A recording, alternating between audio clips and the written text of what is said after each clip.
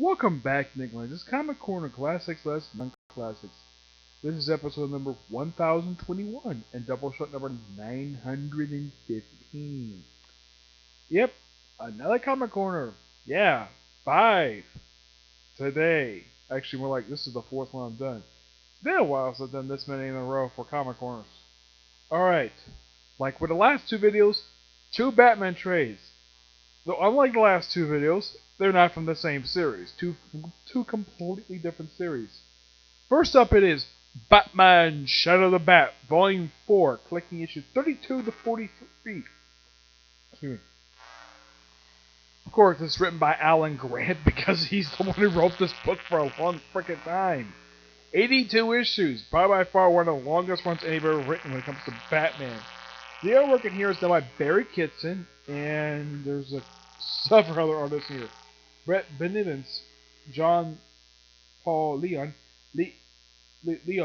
Liam Sharp, M.D. Bright, Kevin Walker, John Stokes, Joe Stanton, Scott Hanna, Ray McCarthy, Kurt Schultz, Frank McGoulin, and Ron Boyd. The cover art here is done by Brian Starfleet. Met the guy. Really nice guy to meet.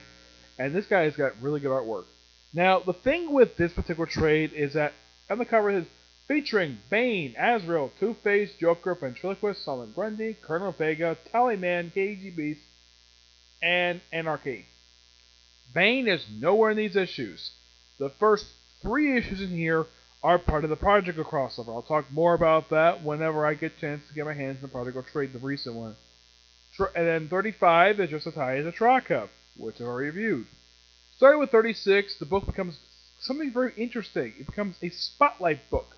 Not focused on Batman, nope. The first issue, issue 36, is focused on the Black Canary, who is not a Batman character, even though she occasionally appears in Batman books. I don't know why some writers mistake her for being a Batman character. It's just her beating up bad guys in Gotham, working with Batman, just happily visiting Gotham. Issue 37-38 is basically a 2-part focusing on the Joker, who is a Batman character. And, well, it just basically deals with some comedy stuff. He's got hands very Kitson. He draws Joker really well in here. 39 is a spotlight issue on the Solomon Grundy. Another character writers mistakenly think is a Batman character, even though he really isn't. Yeah, for some reason they keep having this guy frequently appear in Bat books, even though he's not a Batman villain. Nope, he's an enemy of the original Green Lantern, which leads to Alan Grant and leads to reminding you of that. Yep. There's also a spotlight issue on a character known as Feedback, who only appears in this storyline. Let's see. Oh yeah, there's also a 2-parter in here focused on the character Anarchy. I mean, why not? Alan Grant created the character, so why not have a focus on him? I gotta say, for the issues that are spotlight ones, the Black Canary one is really good. Although everyone here is really good, the only one I didn't like was Feedback. Guess what? I've never heard of this guy before. I mean, yes, I've heard the issues, but don't like the rhythm. And 2, there's nothing really to the story itself. I mean, each story is great in its own for what it is, but I'm like, it's called Batman Shadow. I kind of figured though after Shadow the Bat, maybe Alan Grant go back doing his good, well thought out 4-part stories. No, let's make it a spotlight book. Yep. That's simply what this is, a spotlight book, well, for these issues. I'm not really sure exactly when Volume 5 is to come out, because, well, with issue 43, there's only about 39 issues left to collect for Alan Grant's run for Shadow the Bat. Yeah, only 39 issues left before they collect his entire run. I'm going to give this book roughly a 9 out of 10. But artwork in here is really good. But the storytelling is fantastic, with the exception of the Feedback 2-parter. Next up it is Batman Beyond, Volume 4, Target Batman. This collects Batman Beyond, Volume 5, issues 20 to 24. Yep, these issues, basically, the main villain of the storyline is, of course, Scarecrow. No, it's not Jonathan Crane, it's somebody else. We also have Matt McGinnis becoming Robin. Yep. Yeah, Matt McGinnis becomes Robin. The writing here is done by Dan Jurgens, art by Will Conrad, Mark Listo, and Mark Morales. The cover is done by Victor Califia. Glovicius, I think you pronounce the person's name. Yep. If you wonder what the Robin, the new Robin looks like, yeah, they actually have a really good costume in here. Yeah, Bruce Wayne is the one who designs it. Mm-hmm. I'm trying to find it here. Let's see. Where are you?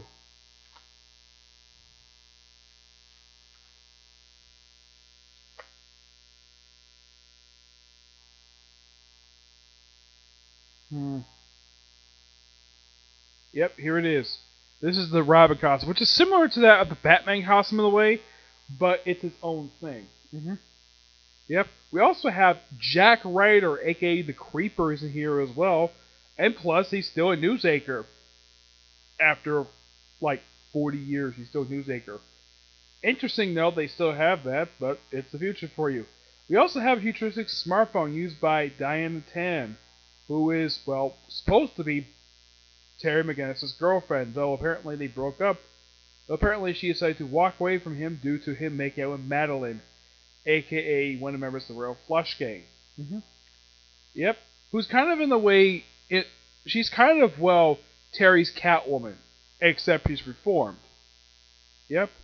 And I appreciate in the flashback they actually have, well, the actual Batman here in costume in a flashback. And like the last trade where it was just a hallucination, this is the actual, the real deal. Actually, that was in Batman book. Yeah. And of course, during the course of the storyline, Terry reveals they're going to get Batman because apparently Matt gets infected by the gas that's affecting the whole city, and it's all caused by technology. Yep, why not? Yeah. And the only way to stop is to take out his mask, and apparently indirectly reveal to Madeline, a woman who's basically been low with Terry McGinnis, reveals Terry McGinnis is in fact Batman. Bruce isn't like this that much, but Jack Ryder can vouch for her because he's her sponsor, and she is definitely reformed, and he can trust her. And Terry points out, though, yeah, you've had your share, basically. You basically have experienced it with a reformed criminal that you've dated, aka Catwoman. Who, by the way, does not appear in this series. Nope.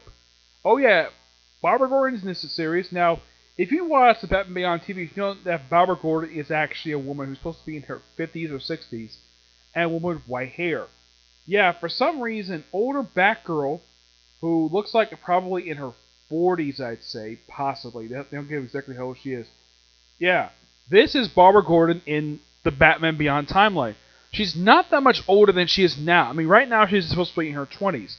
This is possibly her, possibly in her 40s, maybe 50s. I'd say probably 40s. Mm-hmm. And basically, in a way, she's here to function as Terry McGinnis' Commissioner Gordon, because, well, she's Commissioner. And no, she's not even married in this timeline. No. Because if you watch the TV show, she is married to the DA, who's black. And some of you probably thought she got married to the Dick Grayson. Nope. Dick Grayson, Barbara Gordon in the animated series, never got married. She married somebody else. Dick Grayson just remained single. Yep. Dick Grayson also was not in this series, though Damian Wayne is. Uh-huh. He appears in the second volume for this series, the whole thing I think with the demon's head. Mm-hmm. But this, of course, is a really good storyline. As for who Scarecrow is, it's basically a character who appears only in the story named Adeline, who's an old friend of Jack Ryder's, and she apparently is the Scarecrow. I mean, I suspect it was a woman due to the fact it looked like, because it wasn't Jonathan Crane. They don't mention what happened to him. It just this one was a disciple of Jonathan Crane, and that's where she becomes Scarecrow. Oh yeah. Oh, and where does she end up after she's arrested?